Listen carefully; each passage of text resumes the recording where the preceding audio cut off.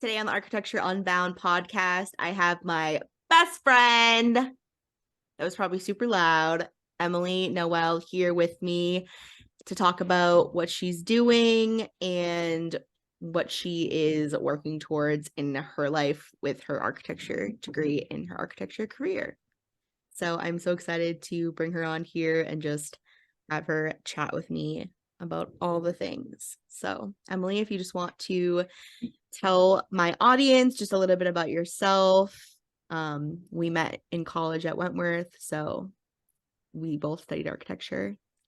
Now we're just friends forever. So Yeah, so I'm Emily, and I went to Wentworth with Melissa, and currently I'm working at homes doing high-end residential design. I'm a staff designer slash staff architect, and I'm currently working towards getting my building inspector certificate so I can do building inspections part-time as a local inspector for a town.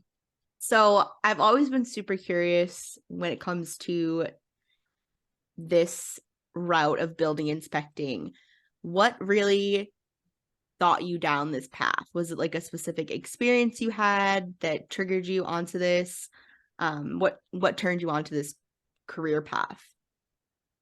This is kind of a lengthy answer. So, my grandfather was a carpenter, so I got to go on some of his site visits growing up. So, every Sunday I got to spend with my grandparents, and sometimes when my grandmother was too busy to watch us, she would give us to my grandfather, who was always at someone's house doing something. And as little as 6 7 years old, I can just remember like being on site with him and like bringing him tools. Obviously I wasn't constructing anything that young, but it opened my eyes to construction. And then in high school I did drafting CAD, so I got to see the start of what architecture is, and it was mostly just residential design, and that's kind of where I started falling in love with it.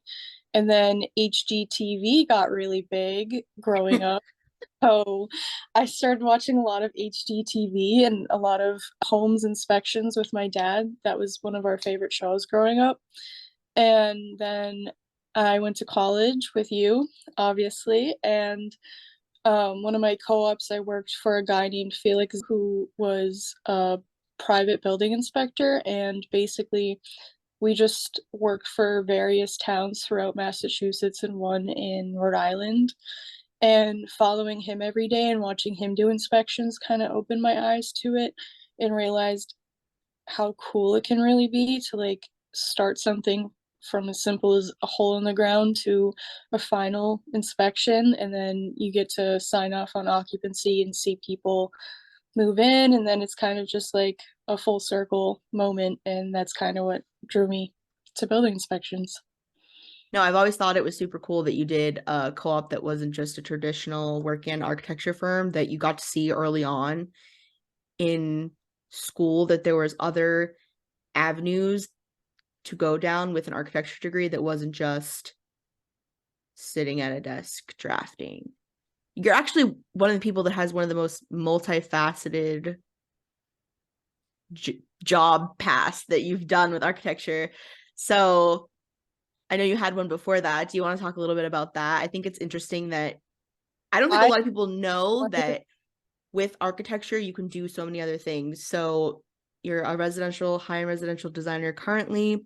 You're working towards your building inspecting. You found out about that during your co-op, but you had another co-op before that that was unrelated to architecture. And I think you should speak a little bit about that because I think it's good for people to understand that we can do a lot of things with architecture I've degree. actually had two co-ops that are unrelated to architecture. So my first one was at BR plus A Consulting Engineers in Boston, and I was an electrical engineering intern, and that was kind of like my first step into lighting design and how cool lighting design can actually be and how much it really influences spaces. So I did that as soon as my freshman year of college. So after my first year, I just transitioned right into being the electrical engineering intern, and I really enjoyed doing that. So I learned a lot about life safety and fire protection engineering too. So I got to work with the New York office on their Revit models. So a lot of times we'd switch back and forth between CAD and Revit, but the good thing about Revit was that you can sync to the central model. So I actually got to work with Yeah. the work office by sitting in Boston. So we would be on Teams sometimes and kind of communicating through um, like Google Meet and Zoom and talking about where to move forward with the buildings. So the project we were working on was in South Carolina, and it was a university for one of the medical schools down there. And we got to do a lot of the life safety equipment there. And then my next task was the Brigham and Women's OBGYN Center. So they trusted me enough to start placing the lights in like the hallways and like do a bunch of the switching and board diagrams, and that was really cool. So that was kind of towards the end of my co-op, but I got to learn a lot about electrical engineering, and I still use that information now when I'm doing reflected ceiling plans for clients. So like a lot of the times I know how far apart to put lights and like the importance of life safety, like your smoke detectors, your carbon monoxide detectors. So that kind of also plays into building codes and building inspections. So a lot of this stuff is kind of like a full circle. And then my other co-op was at Cranshaw Construction in the estimating department. I And forgot you did that. yeah, Wow, so yeah. you didn't have a traditional architecture co-op Oh, at all. That's so interesting. I totally forgot that you did the estimating job too. yeah. So I worked at Cranshaw Construction in the estimating department, and I wasn't too open about exploring that one right away. I was kind of just like, oh, I needed to find a co-op. I wasn't sure how much I'd like it. And then I got to Mm-hmm. work with five or so people on the estimating team, and I really enjoyed it. So we got to take Revit models from firms and put them in to a software that did a lot of the takeoffs for us. So like square footages, window counts, door counts, stuff like that. And then I got to work with a lot of subcontractors, seeing who was going to be bidding on the projects and like what kind of numbers were coming in and who was doing what and when. So a lot of the times it was union versus non-union, and a lot of the times for certain trades we like to work with union. And now doing what I'm doing now, it's kind of like a similar thing where sometimes we'll find like an HVAC company that's union and we'll pick them versus a non-union just to see whose numbers come in lower, because at the end of the day that is what the client wants. But it's not always who's going to do it the cheapest, it's who's going to do it on time too. Mm-hmm. So a lot of times things are backing up these days, and it's hard to get things finished when you plan for them to be finished. So a lot of the times, like even our cabinets are backing up. So you work at a high-end residential firm, but it's also a design build firm, which is also important to mention just because it's definitely different than the architecture firm that I work at. Like I'm not involved really at all in the construction phase. I don't even really know what the project ends up costing the client at the end of the day. Like we just produce the drawings and then we send them off. And that's normally it. Like we don't even normally have contractors call us and ask questions, which I know is completely different from your day. So it's really cool to see how all of your different co-op experiences and how vastly different they were than just a drafting position, and how now you work at a design build firm, which is super beneficial to their firm because you have all of that experience in building inspecting, which is the code, and lighting and life safety, and you're estimating, just being able to sort of gauge what things are going to cost and all of the things with the sub consultants that you have to worry about at a design build firm. So it's pretty cool to think about how all that experience sort of led you to a design build firm and like where you are now. So yeah, it's exciting to like think back on it because I completely forgot you did those things. And like I feel like at the time, like it was like you were saying, like, oh, I just wanted to get a co-op. But now in hindsight, it's like you had an untraditional experience throughout your co-ops, and it actually benefited your overall knowledge and like growth as an architect in the end. So Yeah, I'm really glad I did non-traditional paths during my time when you can take a job for 3 or 4 months. I think that yeah, of co-op is that you know it's going to start and end at a certain time because you always have to go back to school, and that's something you can't really test when you're done with college. You kind of just have to like find a job and commit to that job. But I'm really thankful that I got a lot of these opportunities to do things that were outside of my comfort zone and my box per se. yeah, I do really enjoy working at a design build firm. I think it's really interesting because you get to see a lot of the pieces that you don't normally see, and you mm-hmm. get to see what areas you were lacking in your design and in your drawings themselves, because you get to see a lot of the problems that arise in those situations. So not only do you get to see the problems, but you get to see the carpenters and the construction managers' ways of solving them, and kind of just working with the interior designers on our team to kind of like come to the best conclusion.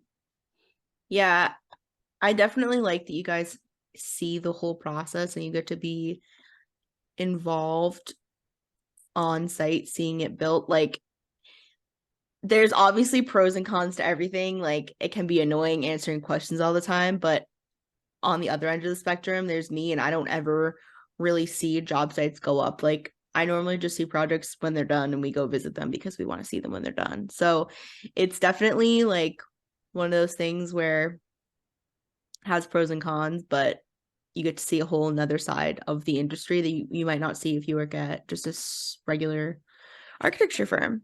So we're talking about our co-op experiences a lot, and obviously that was like really specific to Wentworth.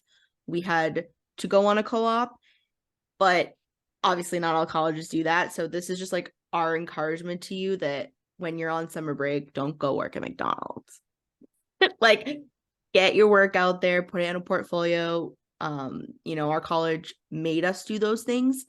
They made us do resumes, they made us do cover letters, they made us do a portfolio.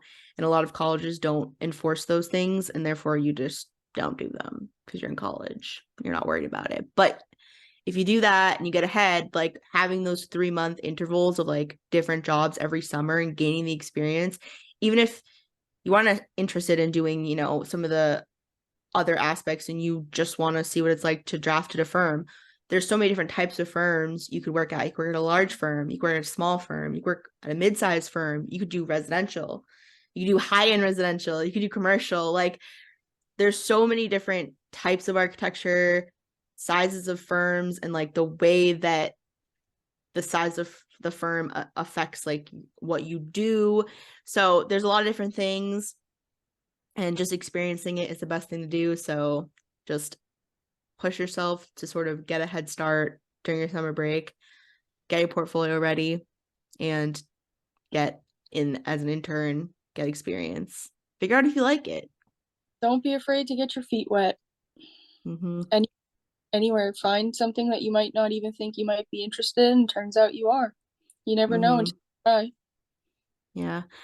So now that you've started your building inspecting journey, you've been going to classes every Friday. You found a town class. I didn't even really know how you did it. You just found classes. They were offering classes in the town over from you, and you've been going every week, every Friday, doing the classes. Do you just want to talk a little bit about the process? I know, you and I have talked about this, but I still am always confused. Like there's the building commissioner, a building inspector, and then the home inspector, I think maybe. Are No. those the three the three different things? So there's something called a local inspector, a building official, and then a building commissioner. Okay. So you can be in any position with an architecture degree. Because I already have my master's degree in architecture, I was approved to already take the commissioner exam, so that's 9 tests to So become. someone has to approve you to do that. Yes, you have Okay. to apply to um a board basically, and they're going to approve whether you can take your classes or not. So there's two options you can do, and you would just need an associate's degree in something related to construction or architecture, or you just need your high school diploma with a 5-year period of construction knowledge under a licensed general contractor. So just getting really familiar with the IRC and the IBC is like really, really important for becoming a building official or a local inspector. So for me personally, I want to just become a local inspector because once you become a building official, that's kind of like more full-time position, whereas like a local inspector, you can kind of just do something part-time, like what I plan to do, because I don't want to give up designing. I Yeah, really so are do it. there, of those three categories you just talked about, like the IRC, and then you did the IBC, and now you're doing the fire code, are those all required for the local inspector, or would you have to take all those tests only if you wanted to become a building official and a building commissioner? So once I pass this, I'll be a building official. So I'll go right past the local inspector. Whether you want to be a local inspector or a building official, you're going to get the same title. It's just a matter of what kind of job you want to pursue afterwards. So it's still the three tests, whether they're ICC or I forget the other section, but there's three different sections, and within those three sections there's three more sections of the subsections. So I'm taking the ICC, International Code Council section, so that's why it's the residential code, commercial code, and fire code. It's kind of just the most well-rounded schooling option. So I have to take all these materials, and if I wanted to become a building official, I'm more than capable of after these classes, and I just have to apply to a town that's hiring and kind of just shadow someone for a little bit, and then I can do it full time. But that is not the path I'm seeking. I'm just trying to Yeah. inspector so I can do it part time and keep my architecture job. So what's required of just the home assessor is, it's obviously a lot less testing, but is it just the IRC that they test you on because it's homes? No, I'm doing all three. So I'm going to take the three tests, the residential code, building code, and fire code. So regardless, I have to take all three exams. But if I want Okay. commissioner, that's when I'd have to take six more. And would it be 6 more tests in the same categories, just in more depth? Yeah, well, yes. They just have different subsections, so they're going to be asking you a lot of different questions. But the commissioners obviously have a lot more responsibility than the building officials and the local Yeah. inspectors. So the local inspectors are just pretty much in charge of doing homes. So any type of construction related to 1 and 2 family homes. And then the building official can do like your local Wendy's. So are you, after like exploring the commercial code, because you do residential work all day, has this piqued your interest at all into wanting to do commercial architecture, or are you just still all the way residential? Yeah, truth way residential. I don't think after doing this for 2.5 years, I'm remotely interested in the commercial work. I still think it's really cool when other people do it, but I just love the small details you get within residential and kind of the more personal aspect with your clients. I like working more one-on-one versus with like a group of people. So in your high-end residential design, what is like your favorite thing to design? Like I work with clients, but we literally lay out the counter and we're like 24 feet of countertop, and they go to Home Depot and buy cabinets. No, Like I don't work with any high-end residential clients, so it's a whole different beast. And I know you guys get into some nitty-gritty details, and I want to know like what your favorite part about that is. yeah, we don't go to Home Depot and buy our cabinets and stuff. There's nothing wrong with that. Like my house is like that here, but most of our clients want something more custom, so we'll go through every drawer. So every little piece of a kitchen or a bathroom gets designed by myself or the interiors team. and we kind of just go through what the client's needs are versus what the space is, and kind of just give them suggestions what we think is the best solution. But millwork is definitely my favorite thing to do because of how many options there are. So basically it's, to me, like one big puzzle. So whether you Mm-hmm. have 10 feet or 20 feet, you're gonna fit as much as I can into that space for you. And it's just the best part because you get to think of, what if you do this? Well, what if you do this? And then you get to give the client multiple options with that 10, 20 feet of space. I'm And overwhelmed.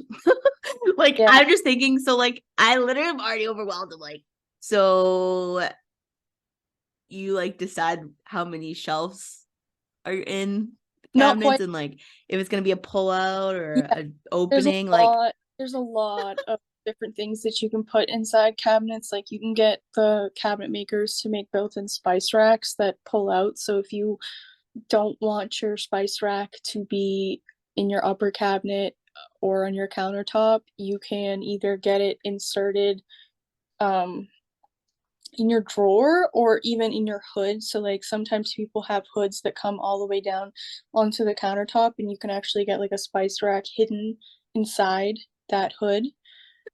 Or you can get the marble that pushes back and then slides over, and you can have the, I've never even heard of these things. I didn't even know these things could be like done. yeah, there's a A lot of, secret hidden spice rack yeah, behind the marble that you push. I know. It's really cool. That is cool. Yeah, I don't know. I definitely don't like all the variables. Like, I'm like, just pick it yourself. Like, I couldn't be bothered. I'm like so on the opposite end of the spectrum, like big picture. Like, I don't care where the shelf is, where the spice rack is, but I just think it's so funny how like I didn't even realize that all of those things were things people thought about. Yeah, a lot of it's like influenced from other people's work. So a lot of the time, Mm-hmm. we'll see projects that we really love from other firms, and me personally, I just save it as like a mental note, and on Instagram I just save it. So basically my whole Instagram is all residential design. Even my save section is like all options I could do someday for a client or Mm-hmm. whoever, even a friend suggestion. Like if they don't know what to do with their space, I'm more than happy to help them and figure that out.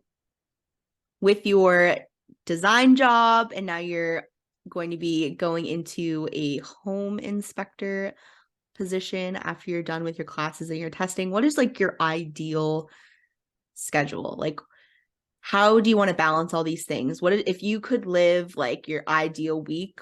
How much of it would be design? How much of it would be building inspecting? Like, I want to know what So your plan is. Like, how do you integrate both into your life?